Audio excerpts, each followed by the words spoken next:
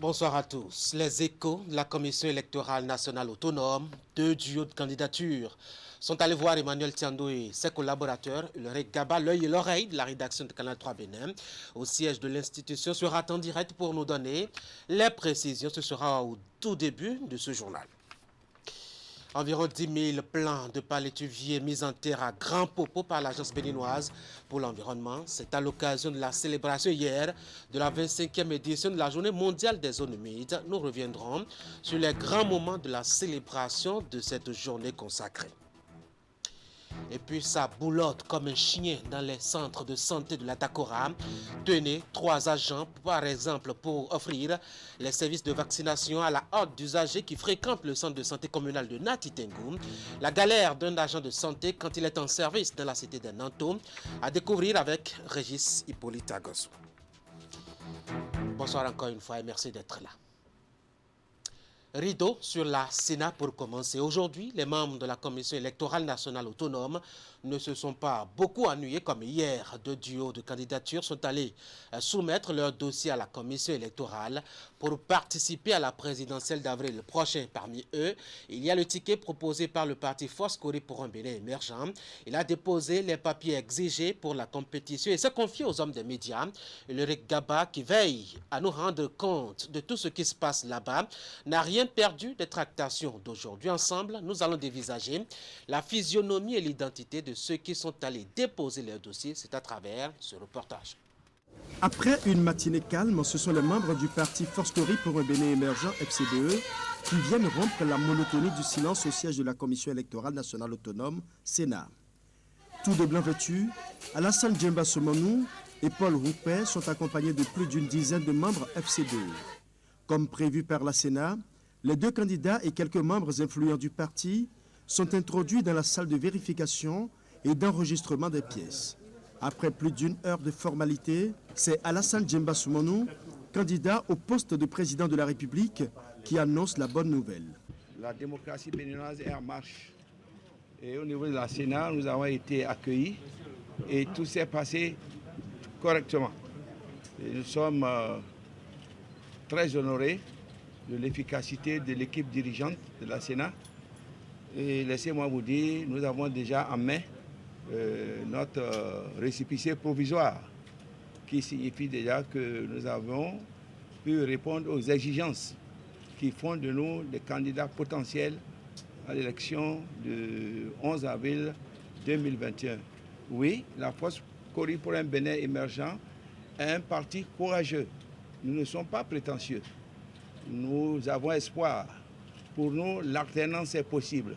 C'est pourquoi nous disons, les Béninois construisent le Bénin. Et nous remercions tous nos militants. Nous remercions ensuite tout le peuple béninois pour dire à tout un chacun de nous qu'au Bénin, le pouvoir appartient au peuple. Les élections vont nous permettre, d'ici quelques 2 mois, comme vous allez le constater, que nous avons pris une décision, à savoir d'être présents à toutes les étapes du processus démocratique. Et comme tout parti, notre ambition, c'est la conquête du pouvoir. Sans donner le nombre exact de parrainages recueillis par le duo, Alassane Somonou rassure que la FCBE n'a aucun souci à se faire à ce niveau. Le parti de l'opposition se veut serein et confiant quant à la suite du processus électoral enclenché. Bon, pour des raisons qui nous sont personnelles, et personnelles aussi au niveau de la Sénat, et vous savez que c'est des actes politiques volontaires et individuels. Nous n'avons pas reçu quitus de ceux qui nous ont parrainé de publier leur nom. Sachez que nous avons requis le nombre qu'il faut et cela nous permet d'être à jour. Le parrainage est l'une des conditions nécessaires, mais la condition suffisante, c'est la vérité dans les urnes. Il faut aller aux élections. Cette même journée a connu l'enregistrement d'un autre duo de candidats à la présidentielle du 11 avril 2021. Il s'agit du pasteur Victorin Denouéman, candidat au poste de président de la République. Il est avec son colistier Florentin Dovonon, candidat au poste de vice-président de la République. Qu'il soit pasteur ou qu'il s'appelle Alassane Somonou, eh bien, Leur probable challenger, c'est bien Patrice Talon, lui qui n'a pas de souci à se faire pour payer sa caution des 50 millions de francs CFA. Ses frères et sœurs de Ouida ont pris sur eux la responsabilité et la gentillesse, mais aussi et surtout la spontanéité et le sacrifice de se cotiser pour lui payer la dite caution.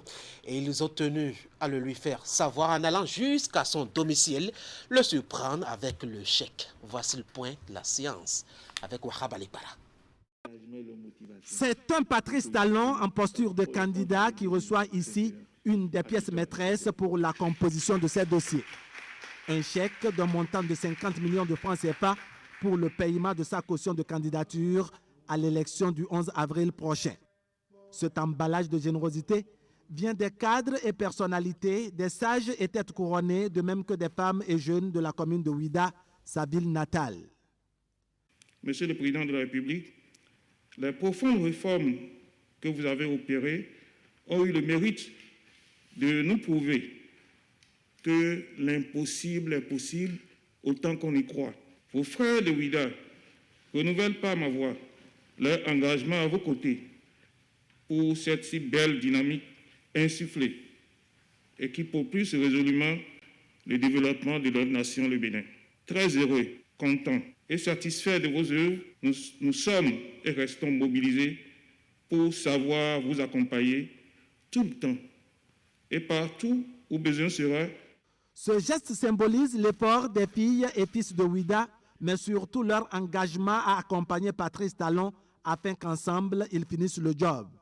Il n'en fallait pas de plus pour que le cheval partant sur lequel mise toute une communauté réaffirme sa détermination à amorcer la renaissance du Bénin. Je suis sincèrement honoré, flatté par cette visite qui pour moi symbolise la grandeur de Ouida. Vous savez combien je suis fier d'être votre fils. Vous savez combien je suis fier d'être votre frère. Je suis fier d'appartenir à cette communauté. Je voudrais tout faire, donner le meilleur de moi-même pour mériter votre confiance, pour mériter votre affection, pour mériter votre fierté à mon égard.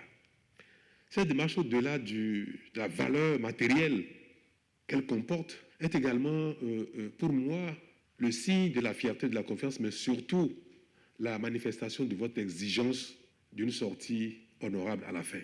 Parce que par ce geste, vous vous engagez, vous portez avec moi le chapeau.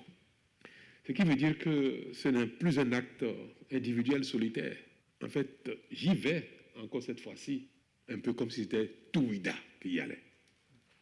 C'est ça.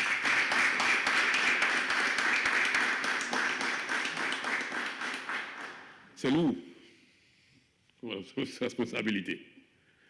Oh, et m'loyo, oh, chlek peridjena, n'tona peu bondéo, oh, vimiton trona, t'ona peu bondéo, t'acheto soit banhen bondéo, disait menamondi.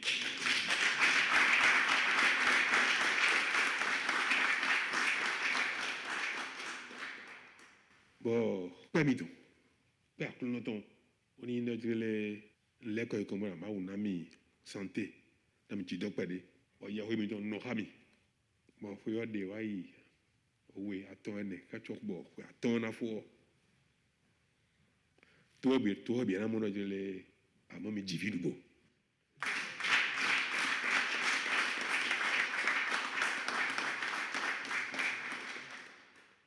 Le candidat Patrice Talon dit avoir pris la mesure de l'enjeu et de la tâche à accomplir. Avec ses hôtes, ils se sont séparés sur la promesse de révéler Ouida et le Bénin tout entier si le soir du 11 avril lui était favorable. Du côté des démocrates, il y en a un qui se bat pour établir sa vérité pendant cette période électorale marquée au niveau de ce parti par les tractations pour la désignation du duo.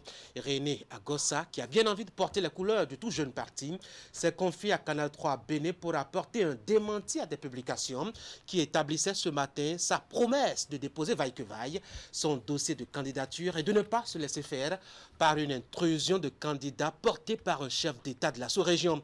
Celui que les journaux ont présenté le matin comme le rebelle des démocrates a juré fidélité et soumission à la cause. Tout va bien, a-t-il martelé au micro de Wahab Alipara. L'actualité est claire, c'est que nous sommes dans le processus de désignation du duo qui va représenter le parti. Donc cela se déroule bien sûr avec quelques complications, c'est tout à fait normal. C'est pas facile de trouver un duo quand il s'agit d'un parti aussi important que les démocrates. Le temps nous presse, c'est vrai, nous sommes à quelques heures de la fermeture du dépôt des dossiers, c'est vrai, mais nous allons y parvenir. Bon, ce qui est clair, vous voyez à quelques aspects, mais je profite de l'occasion pour pouvoir vous dire que tout se passe bien et je réaffirme bien sûr mon engagement pour le processus qui est celui que nous avons engagé au sein du parti. Je suis candidat à la candidature, bien sûr, je n'ai pas été retenu, mais nous continuons bien sûr à discuter pour voir là où nous allons en finir. Mais ce qui est clair pour quelqu'un comme moi, le problème n'est pas simplement ça. Vous voyez, mon engagement, ma passion pour la réussite de la chose me crée des problèmes même au sein de mon propre parti et m'expose, bien sûr, au niveau des forces du pouvoir. Donc, je ne suis pas surpris quand certains profitent pour pouvoir dire des choses qui ne sont pas du tout de moi et qui veulent profiter, bien sûr, et créer plus de problèmes. Il n'y a pas de problème au niveau des démocrates actuellement, qui ne soit pas un problème normal. Nous allons tout faire pour que le duo soit, bien sûr, dégagé. Mon seul problème, moi, c'est que je suis prêt. Je suis prêt à mener le combat. Je le dis toujours. Et je m'engage à mener ce combat pour le bien de mon parti et pour le bien du pays. Et voilà, aux dernières nouvelles, malgré le démenti et malgré le grand engagement, Irénée Agossa a été suspendu par son parti, les démocrates. Parlons d'autres actualités. En dehors de celle électorale, les ministres de Patrice Talon se sont vus aujourd'hui autour de leur chef comme à l'accoutumée tous les mercredis. C'est pour les grandes décisions de la semaine sur les grands dossiers de la République. Et pour ce mercredi, ils ont décidé de la contractualisation pour la mise en œuvre des mesures urgentes de soutien à un agropastoralisme apaisé au titre de la campagne de transhumance nationale 2020-2021 et ont approuvé le document de politique nationale de gestion des changements climatiques. Voici le point des autres décisions avec le ministre Alain Rolla. Il est, vous le savez, le porte-parole du gouvernement. Les décisions ci-après ont été prises.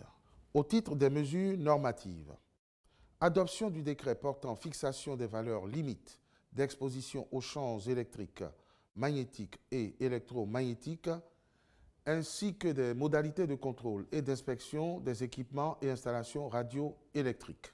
L'adoption de ce décret vise à renforcer le cadre réglementaire découlant du Code du numérique et aidera à s'assurer que le déploiement des équipements numériques se fait dans le respect des normes prescrites.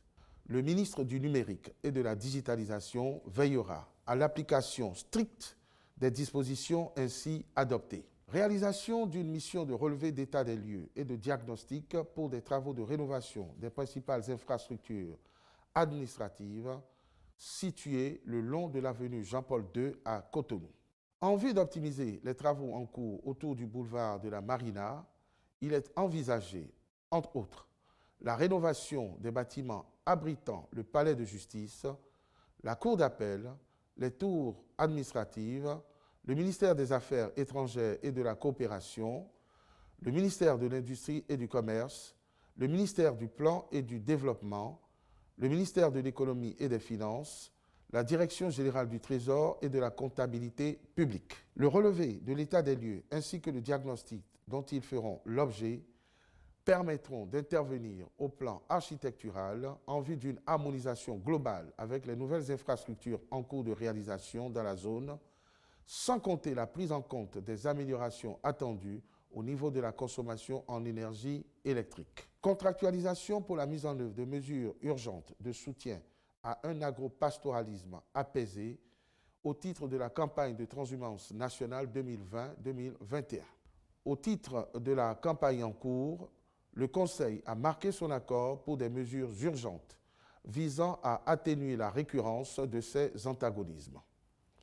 À cet effet, il a été décidé de procéder dans l'immédiat à l'acquisition et à la mise en place de 350 tonnes d'aliments de bétail à coût réduit grâce à une subvention de 50% accordée par l'État d'une part et à la réalisation de 20 forages pastoraux à but multiple avec abreuvoir d'autre part.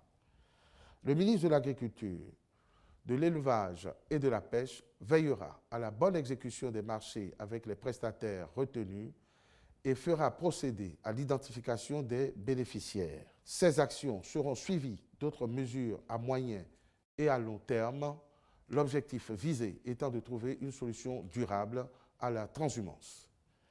Ainsi, il s'agira notamment de la facilitation de l'accès des organisations de producteurs au microcrédit et au Fonds national de développement agricole, l'appui à la mise en place des parcelles fourragères pour soutenir l'élevage des ruminants, l'élaboration et la mise en œuvre d'un plan triennal de gestion de la transhumance. Au titre des mesures individuelles, M. Alonado Wilfried Adissin est nommé directeur général de la Société des aéroports du Bénin. La journée mondiale des zones humides était à sa 25e édition hier. Au Bénin, l'agence béninoise pour l'environnement a décidé de marquer autrement la journée en allant mettre en terre à Grand Popo plus de 10 000 plants de palétuviers. Geoffroy Messan y a participé. Sur ce site Ramsar, situé dans le village de Aïguenou, dans la commune de Grand Popo, au sud-ouest du Bénin, à une centaine de kilomètres de Cotonou, des personnalités et autres autorités politico-administratives mettent en terre, sous l'égide de l'Agence béninoise pour l'environnement, ABE, des plants de palétuviers. Au total, 10 000 de ces plants seront mis en terre pour graver dans le marbre cette journée du mardi 2 février 2021, journée mondiale des zones humides. Une journée dont la célébration protocolaire au plan national s'est déroulée à la salle de conférence de l'hôtel de ville de Grand Popo. La journée internationale des zones humides, qui se célèbre chaque 2 février depuis 1997, est une journée internationale consacrée à la sensibilisation du grand public sur les zones humides. C'est aussi l'occasion de célébrer l'anniversaire de la signature par 157 pays de la Convention de Ramsar en Iran en 1971. Autrement dit, nous célébrons cette année les 50 ans de cette convention. Mesdames et messieurs, cette petite historique nous permet de savoir avec précision ce qui nous rassemble aujourd'hui et surtout de connaître les repères majeurs. Pour cette 25e édition qui coïncide avec le 50e anniversaire de la Convention Ramsar, le thème retenu est « Zone humide et eau ». Le thème s'inscrit dans la décennie d'action de l'eau potable qui a été proclamée par les Nations Unies en 2018 afin d'atteindre le 6e objectif des ODD, garantir l'accès de l'eau et de l'assainissement pour assurer une gestion durable des ressources naturelles. Le choix de Grand Popo, de Aïkondi en particulier, n'est pas un choix pris au hasard. Une sollicitation des populations nous a permis de commencer sur ce site en 2019. Nous étions en 2020 avec 10 000 plants. Nous y sommes arrivés encore cette année avec 20 000 plants. Nous allons commencer par 10 000 plants aujourd'hui et avant la fin de l'année, nous allons mettre 10 autres plants en terre pour essayer de marquer la présence de l'ABE dans la zone, mais surtout pour aider cette population à répondre à ses besoins, c'est-à-dire protéger la côte contre les inondations et rendre durables les palétuviers de toutes sortes dans la zone. Il est bon à savoir que les zones humides rechargent les nappes phréatiques et évitent les pénuries d'eau, dépolluent naturellement les eaux et améliorent la qualité de la ressource, réduisent les risques de crues et réduisent l'érosion des berges. Engageons-nous et œuvrons chacun en ce qui le concerne à maintenir, restaurer, préserver, protéger et faire une gestion durable de nos zones humides. Déclenchons des actions locales, nationales et internationales pour sauver les zones humides.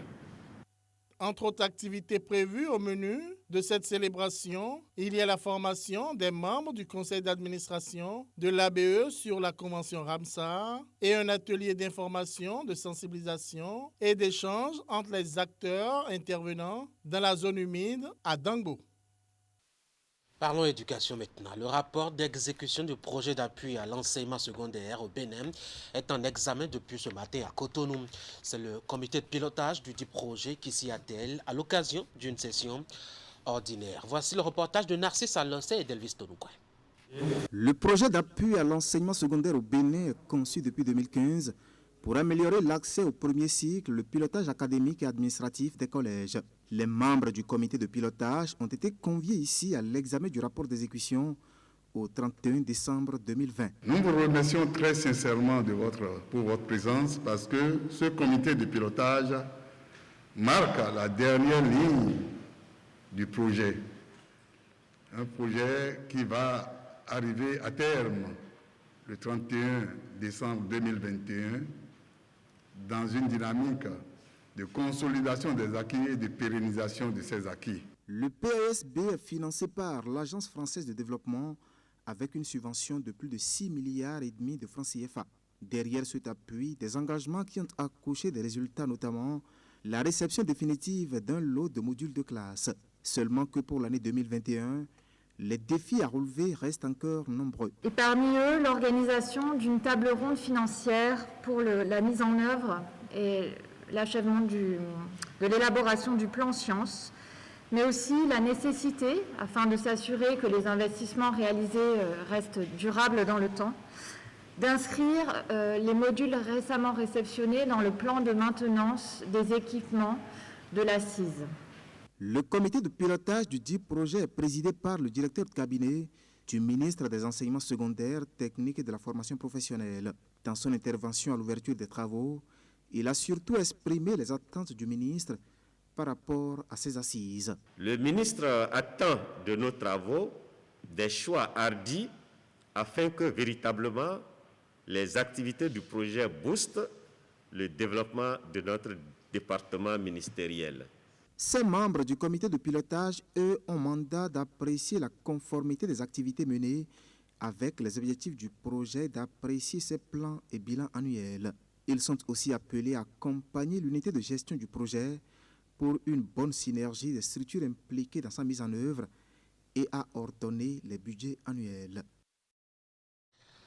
Du matériel neuf pour la société de gestion des déchets et de la salubrité du Grand Okoé.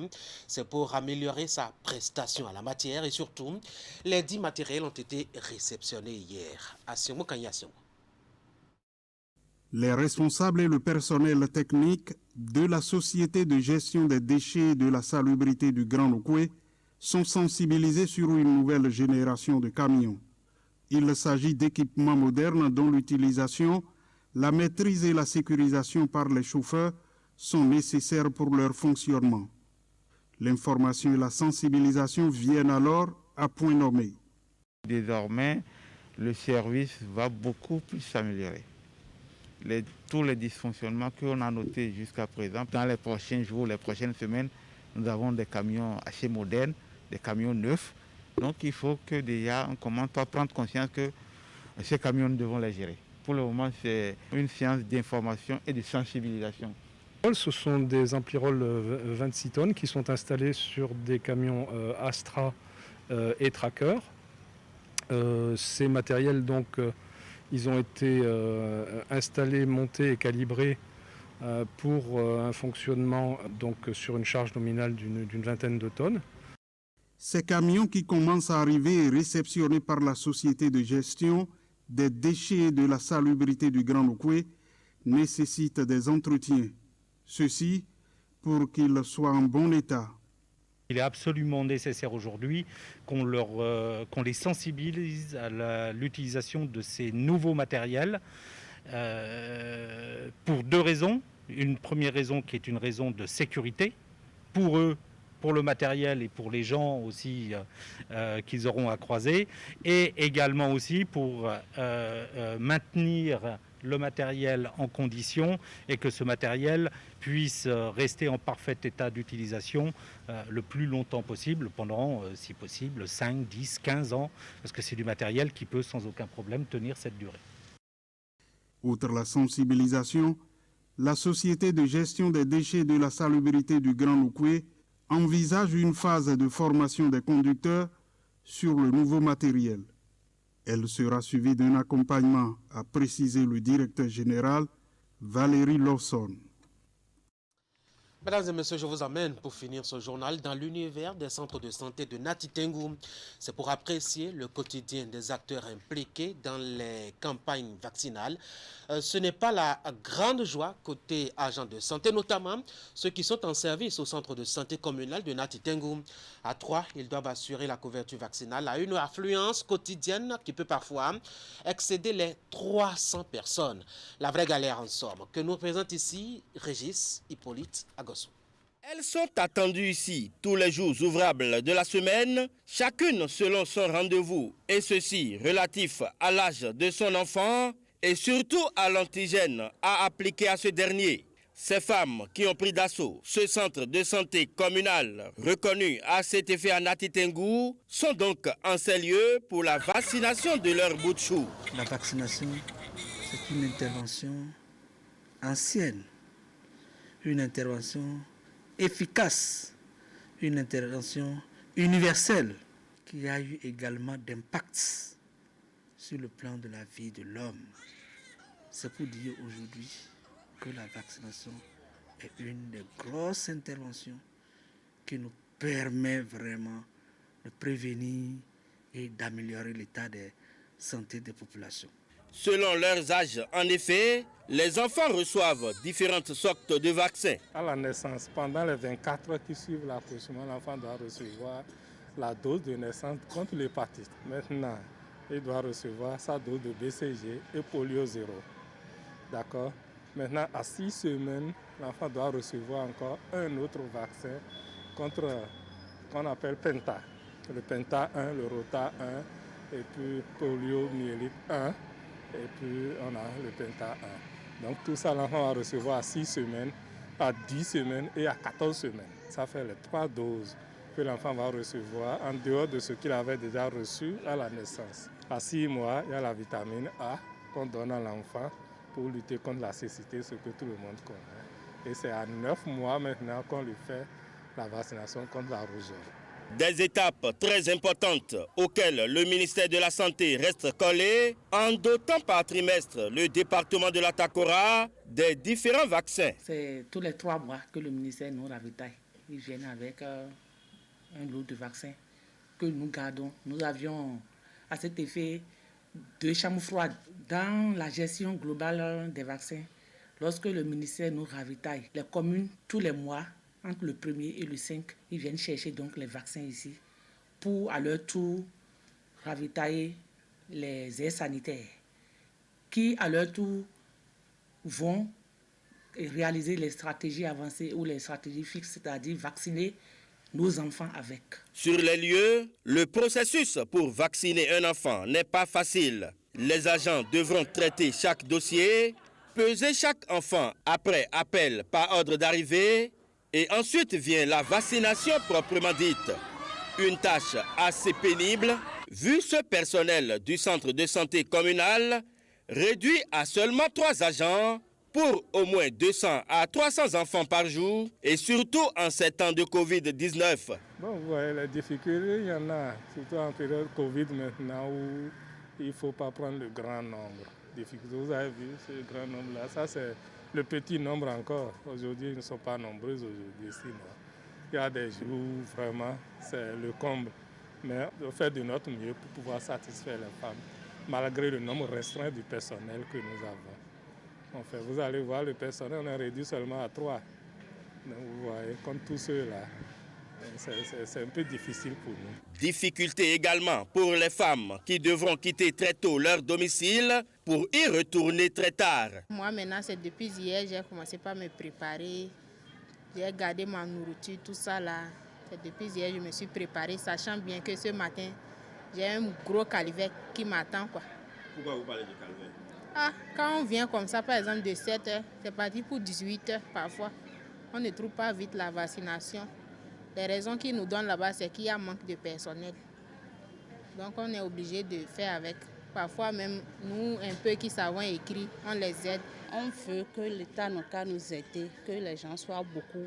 Il faut que nous-mêmes on quitte vite et aller à la maison. Parce qu'à l'heure qu'on quitte là, c'est pas bon. Une situation que reconnaît le directeur départemental de la santé à Takora, qui dit être à pied d'œuvre pour y remédier.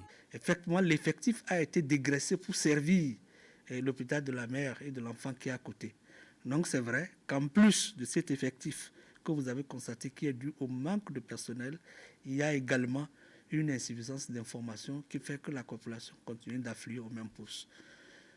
C'est vrai, nous recherchons les solutions et ce n'est qu'à chaque mutation que nous arrivons à voir le personnel libre pour pouvoir le référer là-bas. Donc dans mon agenda, c'est clair, c'est marqué, il nous faut encore 2 à 3 agents au niveau de Souvaux pour pouvoir couvrir tous les enfants qui viennent, pour que nos mamans souffrent moins, pour avoir les soins préventifs. Déjà que l'État a rendu totalement gratuite cette opération et que les populations sensibilisées en connaissent l'importance, il est alors nécessaire de maintenir le cap en mettant à la disposition de ce centre de santé communal de Nati Tengou du personnel qu'il faut pour le travail afin que le calvaire de ces femmes diminue. Voilà, donc pour le calvaire des acteurs et usagers de l'hôpital communal, du centre de santé communal de Nati Tengou. Ce journal s'en va prendre fin. Je vous souffle que nous avons parlé de l'actualité électorale avec ces 2 duos de candidats passés au siège de la Sénat pour le dépôt de leur dossier de candidature. Il y a eu les porte-étendards du parti Kori. Le Reg Gaba nous a tout dit de ce qui s'est passé là-bas aujourd'hui.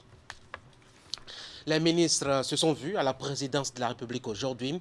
C'est pour le traditionnel Conseil des ministres qui a pris, entre autres décisions, d'adopter le document de politique nationale de gestion des changements climatiques. On vous en a dit 2 mots. Et puis René Agossa, membre du parti Les Démocrates, a été suspendu. La nouvelle vient de tomber à peine. C'est à propos de l'information au sujet, justement, de la polémique provoquée depuis ce matin par rapport à la désignation du duo qui devra porter les couleurs du parti, donc, à la présidentielle prochaine au Bénin. Et pour vous qui aimez le foot, sachez que le Mali s'est qualifié pour la finale du CHAN Cameroun 2021 en battant au tir au but la Guinée. C'était il y a quelques 2 heures. En ce moment même se déroule la 2e demi-finale opposant le pays organisateur, le Cameroun, au Maroc. Voilà, c'est tout pour ce journal. Merci d'avoir été là. Bonsoir.